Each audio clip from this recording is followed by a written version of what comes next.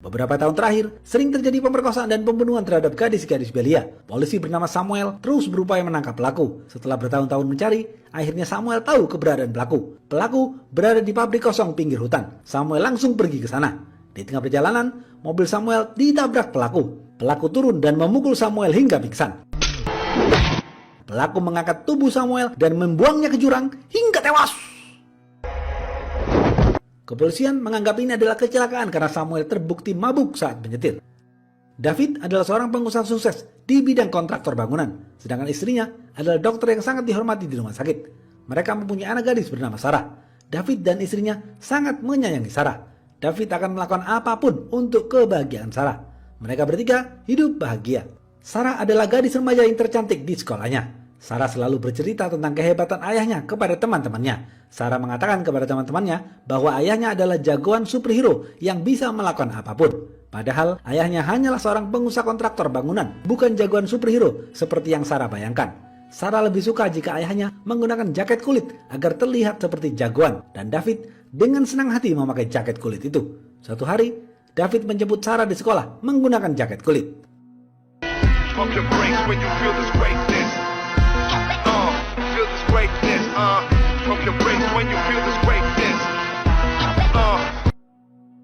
David dan istrinya sama-sama sibuk dengan pekerjaan mereka masing-masing. David juga mempunyai anak buah yang sudah lama bekerja padanya, yaitu James, Raffi, dan lain-lain. Suatu hari, di kantor David ada acara penting yang tidak bisa ditinggal. David menelpon istrinya agar menjemput Sarah, tetapi istrinya juga sibuk karena akan melakukan operasi. Sarah akhirnya pulang sendiri menggunakan bis sekolah. David sedang menyaksikan acara di kantornya, tiba-tiba khawatir dengan Sarah yang sendirian di rumah. Karena perasaannya tidak enak, David pulang ke apartemen untuk melihat Sarah. Sesampainya di apartemen, David kaget karena melihat Sarah terbaring lemah penuh luka di dalam lift.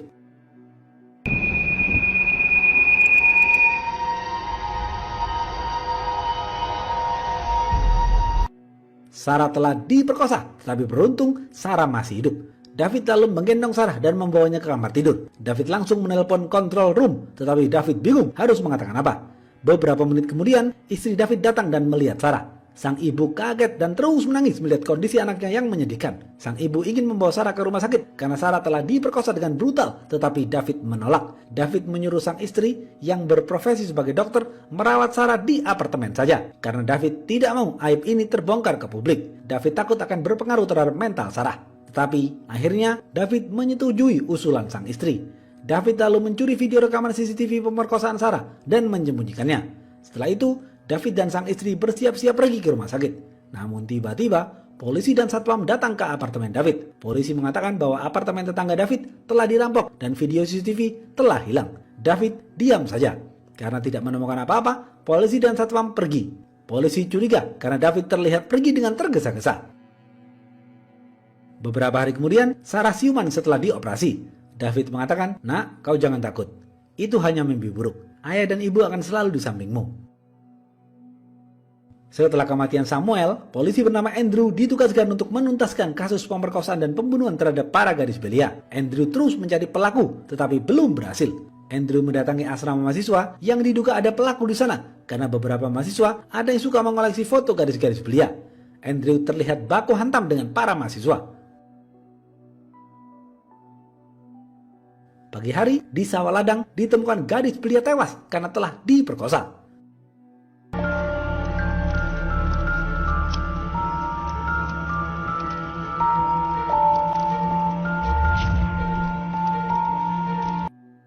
Korban didandani seperti Joker.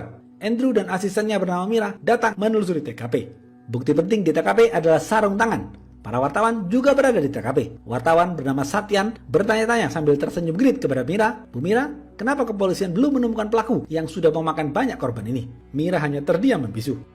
Mira kemudian membicarakan kasus ini dengan Andrew. Mira mengatakan, "Pak Andrew, dulu Pak Samuel menyelidiki kasus ini. Saya yakin Pak Samuel pergi ke pinggir hutan itu karena sudah tahu di mana keberadaan pelaku. Dan saya yakin Pak Samuel tidak mati karena kecelakaan tetapi dibunuh oleh pelaku." Andrew cuek saja karena Andrew lebih percaya Samuel mati karena kecelakaan. Mira menyarankan agar kepolisian mencari kendaraan yang digunakan pelaku. Andrew tidak yakin dengan ide Mira itu. Besok pagi, David mengantar Sarah berangkat ke sekolah. Biasanya, Sarah selalu tersenyum kepada sang ayah, tapi sekarang Sarah merenung dan tidak menyapa sang ayah. David sedih melihat Sarah seperti itu. David terus menyesali dirinya sendiri karena tidak menjemput Sarah saat tragedi pemerkosaan. David memutuskan untuk tidak bekerja hari itu dan menunggu Sarah di dalam mobil. David terus menemani Sarah untuk membuat Sarah tersenyum kembali. David mengajak Sarah ke pantai untuk mengobrol.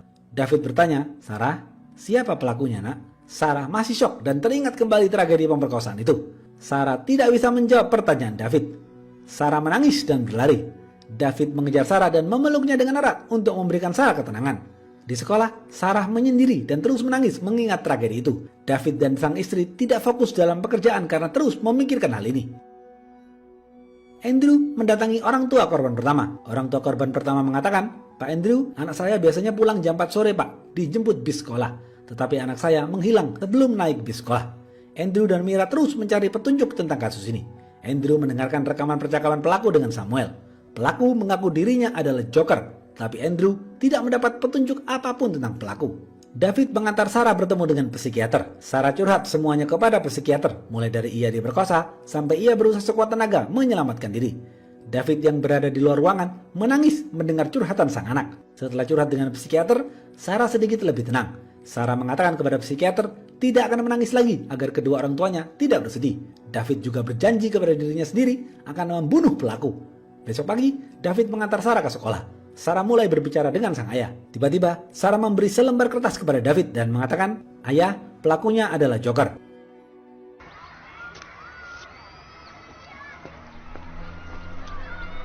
He was a joker. David kaget mendengar hal itu. David melihat selembar kertas yang diberikan Sarah bergambar topeng Joker. David terus bertanya-tanya siapa pelaku yang mengaku Joker ini. Sampai-sampai David terbawa dengan mimpinya. Besok pagi, masyarakat dihebohkan dengan ditemukannya gadis di terowongan pertambangan. Lagi-lagi, gadis itu telah diperkosa dan dibunuh. Gadis itu juga didandani seperti Joker. Andrew dan Mira langsung mendatangi TKP. Andrew semakin geram terhadap pelaku. Andrew kembali ke kantor polisi dan mengumpulkan kasus-kasus sebelumnya. Laporan DNA di TKP selalu berbeda-beda di setiap lokasi. Artinya, pelaku tidak meninggalkan jejak. Andrew yakin pelaku yang mengaku sebagai Joker ini pasti mempunyai tempat persembunyian. And he calls himself as Joker. Yes, I'm the Joker. Di dalam rumahnya, David juga mengumpulkan clipping-clipping koran yang berhubungan dengan kasus-kasus ini. Dari berita-berita yang ada, semua korban telah meninggal dunia. David sangat bersyukur karena Sarah masih hidup. David ingin melakukan penyelidikan sendiri untuk mencari pelaku. Sang istri melihat ini mendukung penuh upaya David. Sang istri mengatakan, "Jika kau menemukan pelakunya, bunuh dia, David." David mulai melakukan penyelidikan. David pergi ke kantor polisi untuk bertanya-tanya tentang kasus ini. Setelah itu, David bertemu dengan tetangganya yang kemalingan saat pemerkosaan Sarah terjadi. David mengajukan beberapa pertanyaan. Tetangganya mengatakan, "Apartemenku kerampokan saat kedua orang tuaku yang sudah tua renta berada di dalam. Beruntung kedua orang tuaku selamat. Aku yakin pelaku tahu kalau di apartemenku ada kedua orang tuaku yang sudah tua renta." David memanggil satpam apartemennya untuk diinterogasi. Satpam itu mengatakan, "Waktu itu saya membeli kopi di warung Pak selama 10 menit. Saat itulah pelaku mencuri di apartemen ini."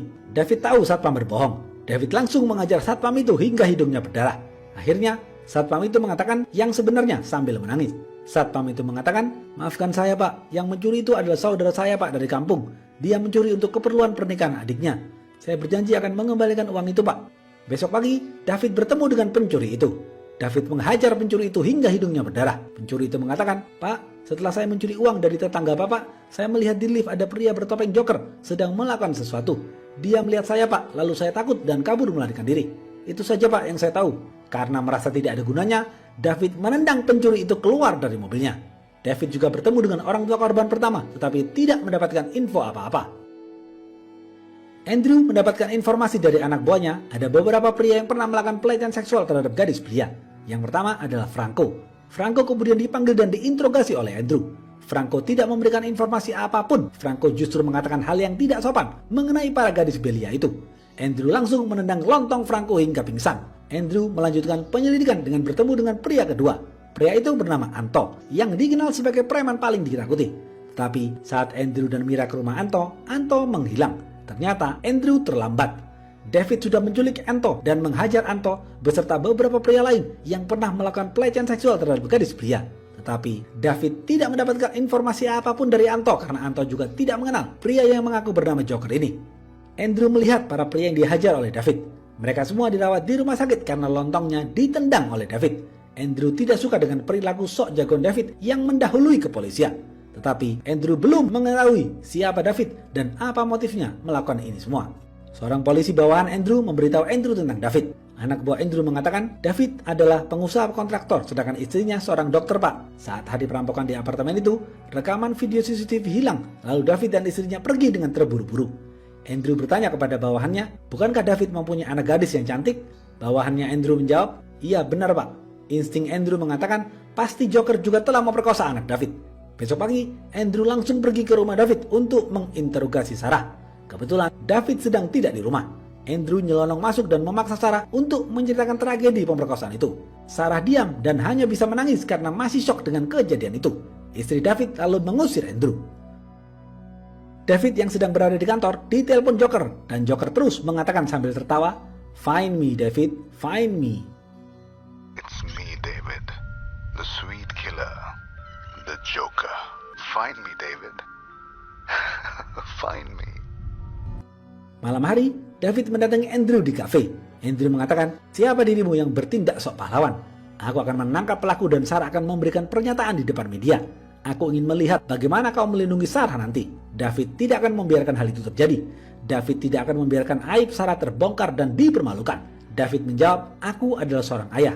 Aku akan menghukum pelaku dan kau jangan mengganggu putriku lagi. Andrew meminta izin kepada hakim untuk menginterogasi Sarah, tetapi hakim tidak memberikan izin. Andrew akhirnya melakukan hal licik dengan membayar para psikolog untuk menginterogasi Sarah di sekolahnya dengan berdalih konseling gratis. Sarah justru menangis dan berlari kepada sang ayah. Sang ayah mengatakan kepada Andrew, jika kau mengganggu putriku lagi, akan aku bunuh kau. Saat pulang sekolah, David dan Sarah diikuti mobil merah dari belakang. David mengingat plat nomor mobil itu. Andrew yang sedang bekerja di rumah melihat keponakannya bermain mobil-mobilan. Sang keponakan terlihat sedang menabrakkan mobil-mobilannya. Andrew teringat akan teori Mira yang mengatakan bahwa Samuel dibunuh oleh Joker. Besok pagi, Andrew langsung mendatangi TKP Samuel dibunuh. Andrew mulai percaya dengan teori Mira.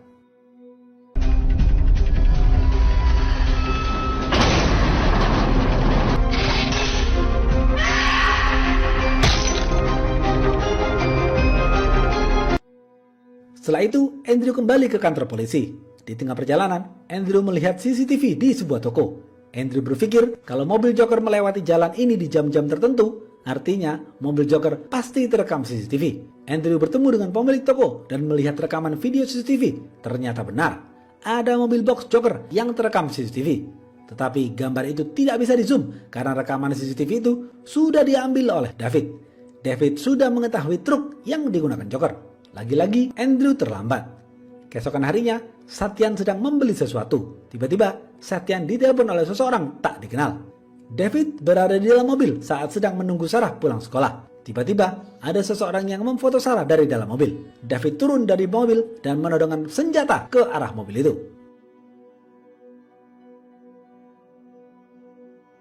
Andrew sedang berada di apartemennya dan bermain bersama sang keponakan. Tiba-tiba, Andrew ditelepon oleh Joker. Andrew menanggapinya dengan santai dan berhasil membuat Joker emosi. Andrew berasumsi Joker melakukan semua ini agar dikenal banyak orang. Karena dengan dikenal dan ditakuti banyak orang, Joker merasa puas. Andrew yakin Joker pasti menghubungi wartawan genit bernama Satyan. Setelah ditelusuri, track record panggilan masuknya ternyata benar. Satyan menerima telepon dari Joker kemarin sore. Andrew menemui Satyan tetapi Satyan menolak memberikan informasi. Kepolisian terus mengawasi Satyan. David tahu plat nomor mobil yang mengikutinya dan plat nomor mobil yang memfoto Sarah adalah mobil yang sama. Pemilik mobil itu adalah Satyan. Malam hari, David mendatangi Satyan. Tanpa basa-basi, David langsung menghajar Satyan. David mengikat Satyan di kursi. Satyan marah dan mengancam David akan menulis berita dengan tangannya untuk menghancurkan keluarga David. David langsung menempelkan bom di tangan Satyan. Sontak Satyan ketakutan. Satyan mengatakan sambil menangis, "Tolong Pak, jangan bunuh saya. Saya akan mengatakan semuanya. Kemarin saya ditelepon oleh seseorang bernama Joker dan disuruh untuk membuat berita tentangnya agar dia semakin dikenal dan ditakuti. Dia memilih saya Pak karena saya adalah wartawan yang aktif menulis berita tentang pemerkosaan. Berita seperti ini juga membantu karir saya sebagai wartawan. Dia ingin membunuh putrimu Pak waktu itu tetapi gagal karena saat itu ada pencuri di apartemenmu. Sekarang dia tetap berjanji akan membunuh putrimu. Maka dari itu dia menyuruh saya untuk memfoto Sarah. Joker lalu memberikanku flash disk melalui surat yang berisi semua informasi tentang kejahatan dia yang bisa aku buat sebagai berita. Dia berpesan agar aku bisa menjadikannya dikenal dan ditakuti. Itu saja Pak yang saya tahu. David lalu pergi dan mengambil flash disk dari Joker.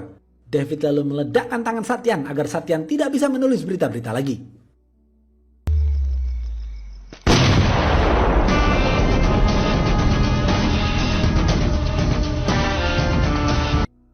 Sesampainya di rumah, David mendengarkan rekaman pembicaraan Joker. Di rekaman itu, suaranya terdengar menggema seperti di gedung kosong. David juga mendapatkan beberapa nomor handphone Joker. David bingung dengan petunjuk ini. David teringat dengan omongan tetangganya yang mengatakan bahwa pencuri pasti tahu kalau di apartemennya hanya ada 2 orang tua yang sudah tua renta. David berasumsi Joker adalah orang dekat David yang tahu segalanya tentang David. David lalu mencari informasi data-data nomor handphone kliennya dan beberapa di antaranya telah menghilang. Ternyata nomor handphone para kliennya itulah yang digunakan Joker. Joker telah mencuri nomor handphone dan data para klien David. David lalu mengumpulkan semua anak buahnya untuk membicarakan hal ini. David mulai mencurigai salah satu dari anak buahnya.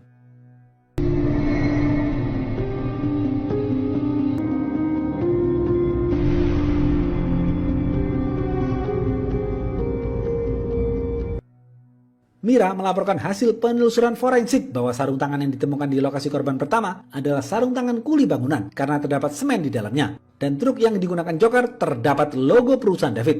Andrew yakin pelakunya adalah salah satu anak buah David. Andrew dan tim langsung pergi ke kantor David dan melakukan pemeriksaan kepada beberapa pegawai David. Di sana ada satu orang pegawai David yang memiliki banyak foto gadis belia dan di tasnya juga terdapat sarung tangan. Andrew langsung membawanya ke kantor polisi. Tiba-tiba, David ditelepon Joker dan mengatakan, "Find me, David, find me." David lalu melihat ke sekelilingnya dan mencari tahu siapa orang yang tidak berada di situ. David pergi ke basement dan melihat Joker menggunakan pakaian berwarna kuning. Joker kabur menggunakan lift. David terus mengejar Joker. Saat David berusaha naik lift, David melihat ada gadis belia yang sudah tewas karena diperkosa dan dibunuh oleh Joker. Gadis itu didandani seperti Joker. Joker juga membuat logo wajahnya di dinding lift. Joker berhasil kabur menggunakan truk perusahaan David. Di tengah perjalanan, ia menculik seorang gadis. Besok pagi, keponakan Andrew pulang sekolah sambil membawa topeng Joker. Andrew kaget melihat topeng itu. Andrew bertanya kepada sang keponakan, "Dari mana kau mendapatkan topeng itu, Nak?" Sang keponakan menjawab, "Dari seorang om-om yang memarkirkan mobilnya di depan apartemen, Paman." Andrew langsung berlari mengejar mobil itu tetapi gagal. Andrew merasa itulah mobil Joker. Andrew pergi ke kantor polisi dan membebaskan pegawai David yang ia tangkap kemarin karena bukan dia pelakunya. David terus mencari lokasi markas Joker. Tiba-tiba David teringat sesuatu. Ia melihat-lihat lagi flash disk yang berisi foto-foto korban Joker. David akhirnya tahu di mana lokasi Joker mengambil foto itu. David kemudian mengirim flash disk itu kepada Andrew dan menelpon Andrew. David mengatakan, "Jika kau pintar, flash disk itu akan berguna untukmu. Apa yang akan kau lihat nanti bukan hukuman dari pengadilan atau Tuhan, tetapi hukuman dari seorang ayah."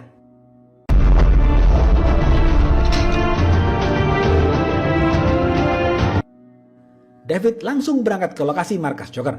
Andrew melihat flash disk itu dan menemukan banyak foto-foto gadis korban Joker. Dari foto-foto itu, Andrew menemukan titik longitudinal lokasi foto. Lokasinya ada di pabrik kosong di pinggir hutan. Setelah mengetahui lokasinya, Andrew langsung pergi ke sana, sedangkan Joker terlihat sedang asik berdandan.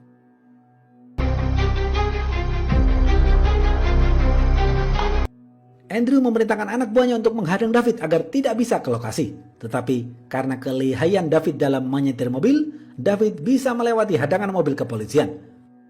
David tiba di lokasi markas Joker dan Andrew lebih dulu tiba di lokasi. Di sana terlihat mobil yang digunakan Joker adalah mobil box milik perusahaan David. David masuk ke dalam pabrik kosong itu. David melihat banyak foto, tas, boneka, kaset, lukisan, dan topeng milik Joker. David melihat Andrew pingsan karena dihajar oleh Joker. David juga melihat seorang gadis sedang diikat di kursi. David berusaha melepaskan tali itu agar gadis itu bisa melarikan diri. Joker memukul David dari belakang hingga pingsan. Gadis itu lari ke hutan dan bertemu dengan Mira dan kepolisian. Joker membawa David ke pinggir bukit untuk membunuhnya. David dalam keadaan terikat dan berdiri di pinggir bukit. Sedangkan Joker memegang pisau bersiap untuk menusuk David. Joker mengatakan, "David, aku sangat menikmati permainan ini denganmu. Karena kau adalah lawanku yang paling berat. Kau pasti ingin tahu sekali siapa aku, kan?" David tiba-tiba tertawa dan mengatakan, "Aku tahu siapa dirimu." Joker marah kepada David karena tidak menyebut siapa jati dirinya. David lalu menendang Joker hingga jatuh tersungkur. Mereka berdua terlibat baku hantam. David terbayang akan wajah Sarah anaknya. David menghajar Joker dengan membabi buta. David mengambil pisau Joker yang terjatuh. Joker lemah tak berdaya dan mengatakan, "Who am I, David? Who am I?" David menjawab, "Aku tidak mau melihat wajahmu, James." David langsung menusuk kedua mata Joker dengan pisau. Who am I?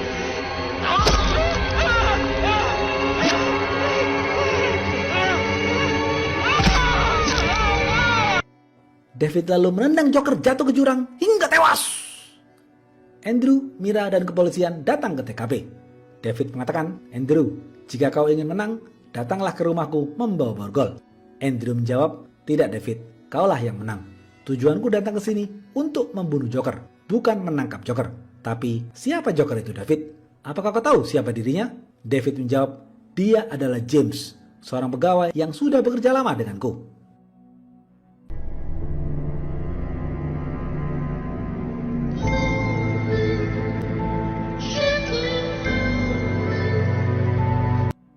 Besok pagi ada acara di sekolah Sarah. Perwakilan dari beberapa murid harus maju ke depan dan menceritakan siapa pahlawan mereka.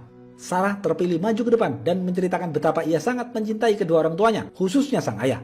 Sarah mengatakan, "Aku tahu tidak semua orang percaya adanya superhero, tetapi bagiku, setiap hari dalam hidupku ada seseorang yang selalu berdiri di sampingku untuk melindungiku. Dialah malaikat pelindungku, superhero-ku, cinta pertamaku, yaitu David, ayahku." My constant companion, my first love, my own very special superhero, the great father. Habis. Apa pesan dari film ini?